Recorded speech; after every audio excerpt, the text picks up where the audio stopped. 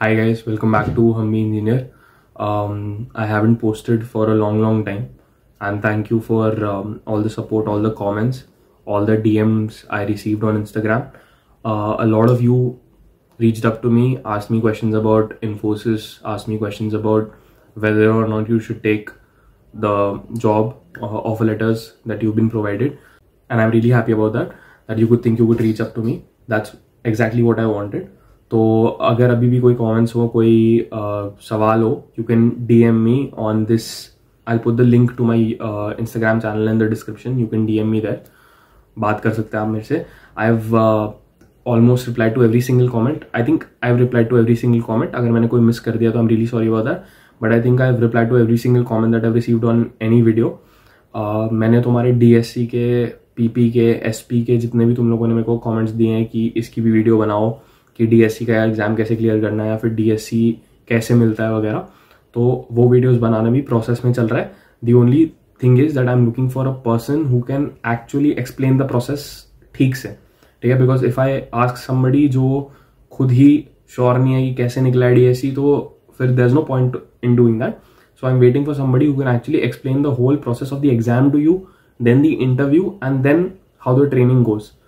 तो वो सब भी धीरे धीरे we'll get to that, and I'll probably post that video in this month itself. Let's get started with today's video. So today's video is about Cognizant के program analyst trainee.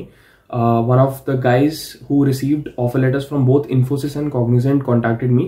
उसने मेरे को पूरा का पूरा like अपना बताया कि this is what's going on and Cognizant has sent him an offer letter but Infosys hasn't yet.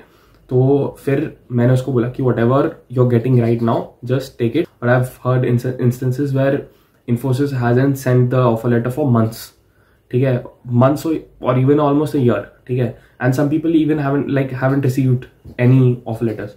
So even after selection, even after the interview process, even after everything, they haven't received the offer letters. So that's why I told him, जो भी तुम्हें अभी मिल रहा है, first take that. Whatever you get next, your wish, you can leave what you're doing right now, go to that job, join that job. So that guy has explained everything from the beginning. पूरा starting से जो तुम्हारा process, application process होता है, तुम्हारे coding rounds होते हैं, तुम्हारे टेक्निकल राउंड्स होते हैं, तुम्हारा HR इंटरव्यू होता है, तुम्हारा कोडिंग इंटरव्यू होता है, उसके बाद में तुम्हारा ऑफर लेटर आएगा, like where are you going, तुम्हें क्या अकोमोडेशन प्रोवाइड करी जा रही है वहाँ पे, तुम्हें क्या कॉम्पनसेशन मिल रहा है, क्या सैलरी मिल रही है, सब कुछ पूरा डिटेल में कवर्ड है.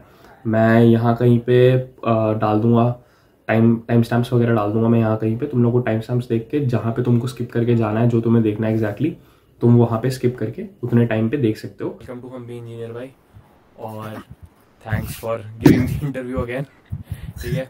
तो अभी आपकी इंट्रोडक्शन से स्टार्ट करेंगे. थोड़ा अपने बारे में बता दो कि आपका बैकग्राउंड क्या है और कॉलेजेस कौन से हैं, कहाँ से स्कूलिंग करी है, ये सब चीज़ें एक एक करके बता दो, कॉलेज तक का सफ़र पूरा. तो भाई मेरा नाम गौरव त्यागी है और मैं बेसिकली यूपी से बिलोंग करता हूँ और मेरी स्कूलिंग भी सारी यूपी से हुई है. तो 10th तक मैं एक डिफरेंट स्कूल में था, फिर 11th और 12th में मैंने स्विच करा था ताकि क्योंकि वो जो पहले वाला था वो 10th तक ही था हमारा. फिर आफ्टर 12th में PCM ले ली थी क्योंकि 10th में अच्छे मार्क्स आ गए थे 88%, तो 12th में PCM मिल गई थी और 12th में 86 बन गई थी क्योंकि एग्ज़ाम हुए नहीं था हमारे. क्या CBSE था तुम्हारा? हाँ CBSE था, कोविड की वजह से एग्ज़ाम हुए नहीं थे. फिर सोचा क्या करना है, तो वैसे तो मेरा इंटरेस्ट उसमें था PCMB में, मतलब बायोलॉजी में भी था थोड़ा इंटरेस्ट, पर फिर वो थोड़ा डॉक्टर एक्सपेक्ट हो जाता है, वो फिर थोड़ा महंगा पड़ जाता है फाइनेंशियली. हाँ तो फिर सोचा कि BTech ही कर लेते हैं. तो फिर BTech में ऐसे ही थोड़ा एक्सप्लोर करा, फर्स्ट सेमेस्टर सेकेंड सेमेस्टर थोड़े HTML CSS पढ़ा, देखा क्या होता है BTech में, कैसे प्लेसमेंट लगती है, सीनियर से इंटरेक्ट करा तो उन्होंने थोड़ा सा गाइड करा. तो ऐसे से धीरे धीरे करते रहे. मतलब फर्स्ट और सेकंड ईयर तो इतना प्रोडक्टिव नहीं था, तो 3rd and 4th year productive था. वहाँ थोड़े प्रोजेक्ट्स बनाए. कॉलेज में थोड़ा इशू हो गया था परसेंटेज का, क्योंकि फर्स्ट ईयर में तो स्ट्रिक्ट रहते हैं, वैसे तो कोई इशू होता नहीं है टायर 3 में, बट फिर भी फर्स्ट ईयर में स्ट्रिक्ट रहते हैं बहुत. तो मेरी परसेंटेज थोड़ी गिर गई थी उस वजह से, और बैंगलोर गया था फिर मैं TS के लिए, पर वहाँ पे हुआ नहीं था मेरा, मैं स्क्रीन आउट हो गया था. हाँ तो फिर उस वजह से थोड़ा वैसे रहा, मतलब फर्स्ट ईयर में थोड़ा प्रेशर रहा क्योंकि फिर मैंने रेमेडियल क्लासेस भी ली, पर मैंने कवर कर लिया था. फर्स्ट ईयर में मेरी CGP बन गई थी 8+. अच्छा 8+ बन गई थी फर्स्ट ईयर में? हाँ जी फर्स्ट ईयर बन गई थी. तो ठीक ही है वो. हाँ फर्स्ट ईयर में ठीक था. फिर मैंने 4th ईयर तक मेंटेन कर रखी है 7+. कॉग्निजेंट में प्रोग्राम एनालिस्ट ट्रेनिंग की जॉब है ना ये, तो इसके लिए स्टार्टिंग से एंड तक एप्लीकेशन प्रोसेस पूरा की, इंटरव्यू राउंड्स कितने हुए, ये सब क्या हुआ, और उसके बाद में और भी जो कंपनीज आई, इन्फोसिस में भी हुआ था तुम्हारा, तो वो सब चीज़ें एक एक करके वो भी बता देना। पहले पूरा एप्लीकेशन प्रोसेस एक्सप्लेन कर दो। तो क्या हुआ था, कॉग्निजेंट आई थी अक्टूबर के फर्स्ट वीक में, तो एप्लीकेशन प्रोसेस स्टार्ट हो गई थी, लिंक आ गया था, तो अप्लाई करना था थ्रू सुपरसेट, और 3 डोमेन के लिए आई थी, 3 क्लस्टर थे उसमें, जावा था, पाइथन था और सी शार्प था। तो जावा में क्या था, HTML, CSS, जावास्क्रिप्ट और जावा था। तो फिर उसके बाद रेज्यूमे शॉर्ट लिस्टिंग हो गई, लिस्ट आ गई कि ये बच्चों का पहले होगा कम्युनिकेशन असेसमेंट। तो कम्युनिकेशन असेसमेंट में कुछ नहीं था, वही था कि जो कंप्यूटर बोल रहा है उसे हमें रिपीट करना है प्रॉपर स्लैंग में। ठीक है, इंग्लिश के लिए था ये तो बेसिकली। हाँ, ये प्रॉपर इंग्लिश के लिए था, कम्युनिकेशन के लिए था, और जो पैराग्राफ्स थे उनमें वो रिपीट कर रहा था, मतलब वॉइस मॉड्यूलेशन थी उसमें, और हमें उसमें से MCQ देने थे कि हमें प्रॉपर समझ में आ रहा है कि वो बोल क्या रहा है, ठीक है, आंसर कर पा रहे हैं इंग्लिश में। ठीक है, तो ये सब था। फिर था हमारा एप्टीट्यूड असेसमेंट। एप्टीट्यूड असेसमेंट वही बेसिक थे सारे, न्यूमेरिकल, इंग्लिश का टेस्ट था, कॉम्प्रिहेंशन, हाँ बेसिक एप्टीट्यूड, प्लस उसमें ये था कि इस बार कुछ थोड़ा सा अलग था कि इसमें पजल्स भी थी कुछ, कि वो हार्ड नहीं थी, उन्होंने पहले बता रखा था कि पजल्स को अप्रोच कैसे करना, डिफरेंट टाइप की पजल थी वो।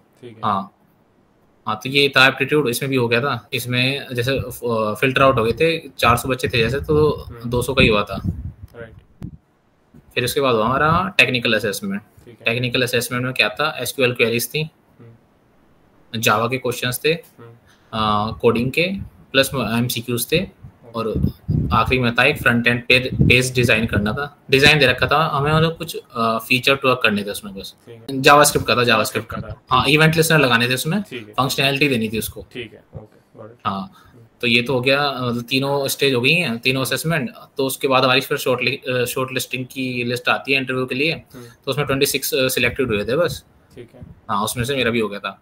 फिर हमारा इंटरव्यू था अराउंड दिसंबर 18, तो उसके लिए मैंने प्रिपेयर कर लिया था, और गीक्स फॉर गीक्स से सब कुछ देख लिया था कि एजेंसी के लिए क्या इंटरव्यू क्वेश्चंस हैं, क्योंकि क्लस्टर में मिल ही गया था, तो इतना तो था कि उस क्लस्टर से बाहर नहीं पूछेंगे, प्लस प्रोजेक्ट्स पे जो प्रोजेक्ट्स बनाए उनकी अच्छी नॉलेज होनी चाहिए हमें, ये था। हाँ, तो फिर मैं गया इंटरव्यू बहुत अच्छा था वो।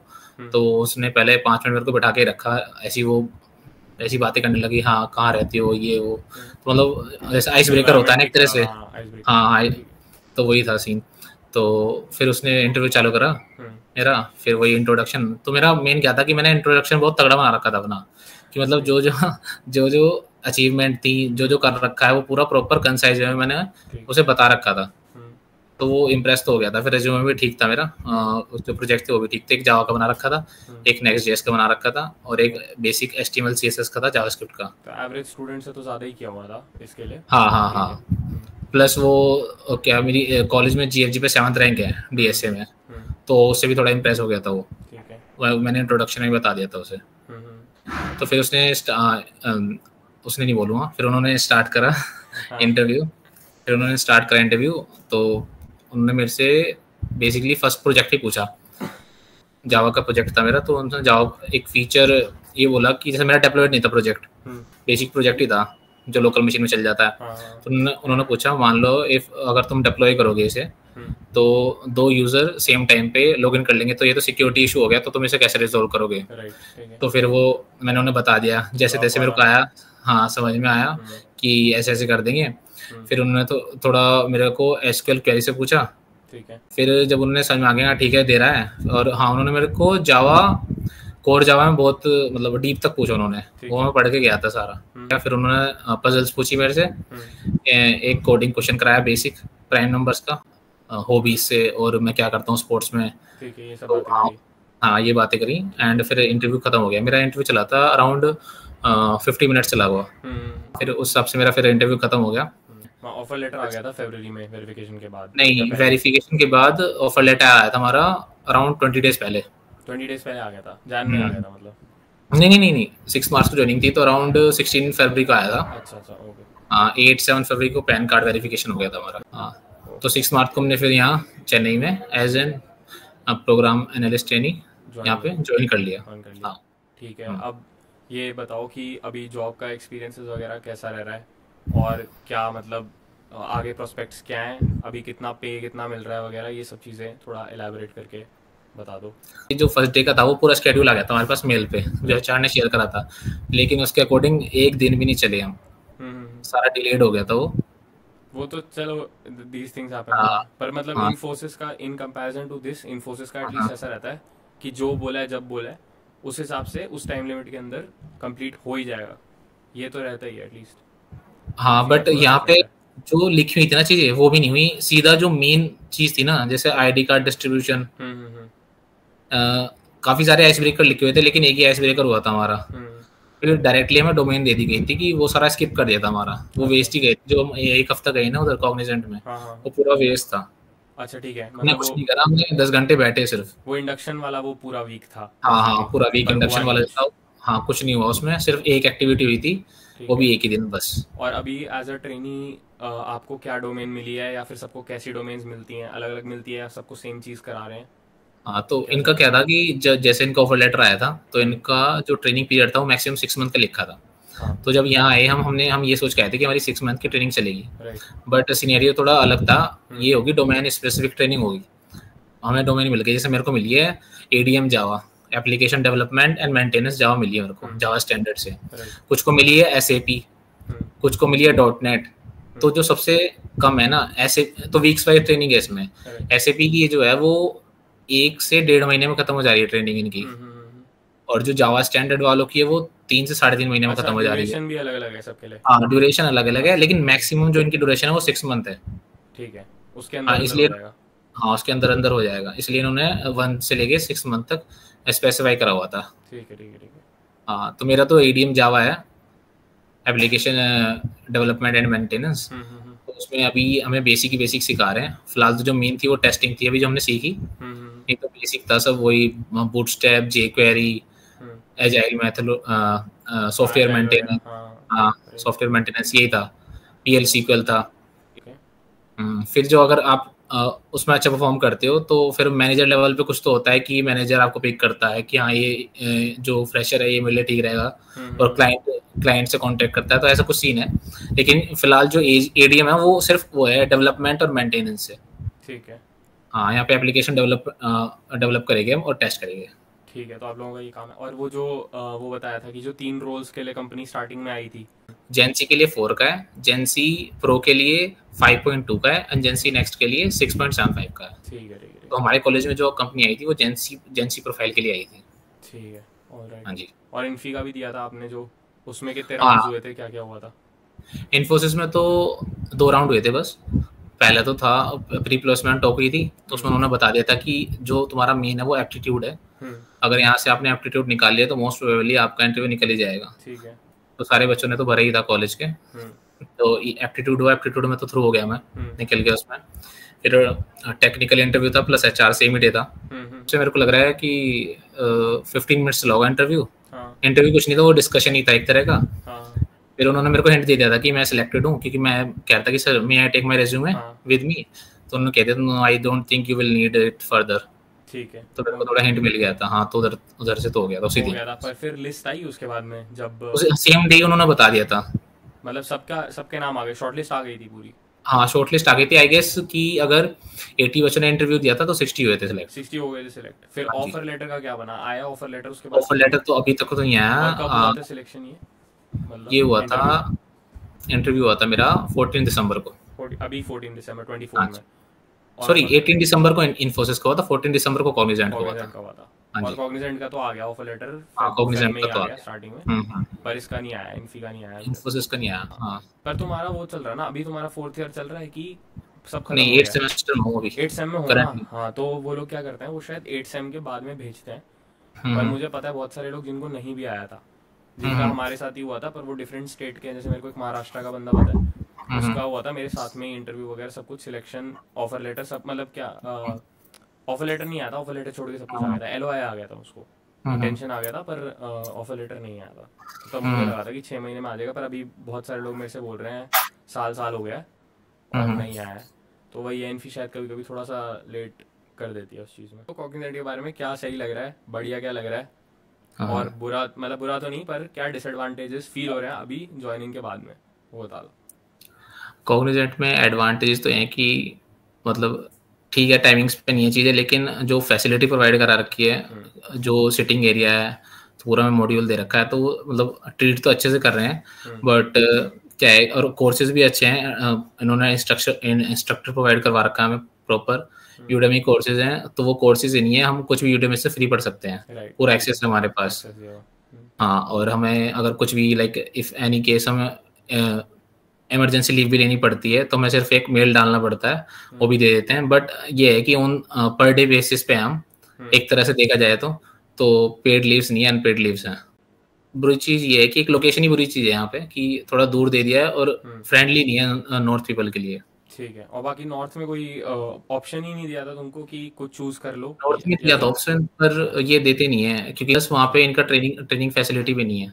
अभी जो ट्रेनिंग हो रही है उसका मतलब दिनचर्या पूरी की क्या, सुबह से शाम तक कैसे चलता है, और रोल्स एंड रिस्पॉन्सिबिलिटीज इस पॉइंट ऑफ टाइम पे क्या क्या है कॉग्निजेंट में प्रोग्राम एनालिस्ट ट्रेनिंग की?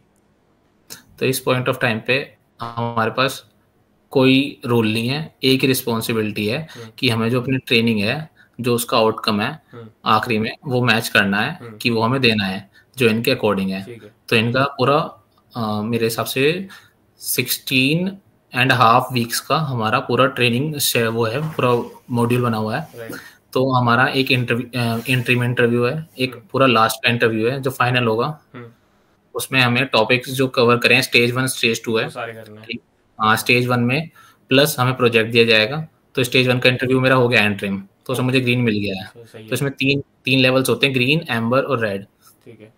ग्रीन में है कि you are good to go to stage 2।